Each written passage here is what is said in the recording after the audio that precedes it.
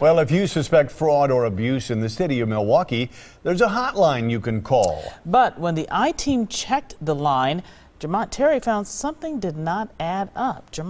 Yeah, Carol, the city's fraud, waste, and abuse hotline is not new. But as I looked over these audit reports, I could not find how much money this hotline saved you, the taxpayers.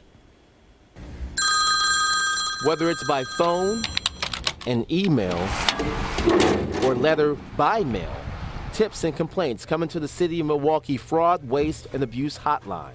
The hotline was established in 2004. A decade? No kidding, really. It is managed by the city's comptroller's office located on the 4th floor at City Hall. Taxpayers pay auditors who take turns answering the line. If they're not there, it goes to voicemail, but then the auditor will call them back. According to these annual reports obtained by the I-team, 20% of the complaints in 2014 dealt with potential fraud or abuse. That's down from the year before when 32% of complaints were about fraud or abuse. But when the I-team reviewed the data, we noticed one number was missing.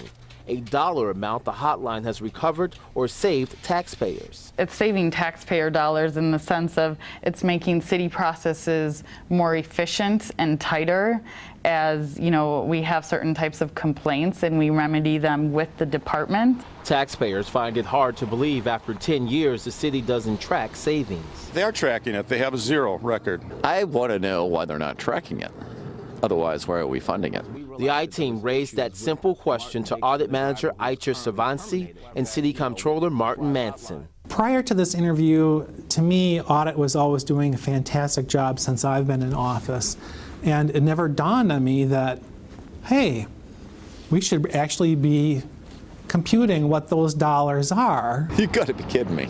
After 10 years, no one's raised that question? Why not?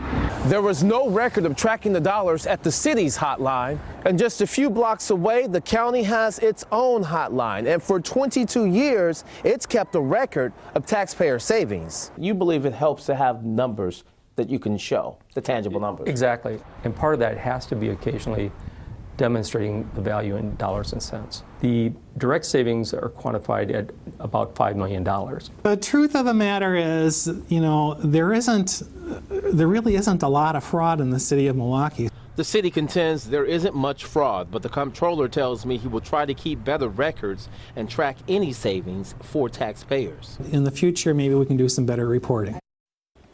Now, the city could not give us a dollar figure saved, but the comptroller, who was elected in 2012, believes it reflects the fact that things are going well. The city is also currently working to expand its hotline by developing a whistleblower policy. Sounds like you kind of shown a spotlight on a potential problem, and they're going to look into it a little further. We hope so. All right, thanks, Jermont. Thank you, Jermont.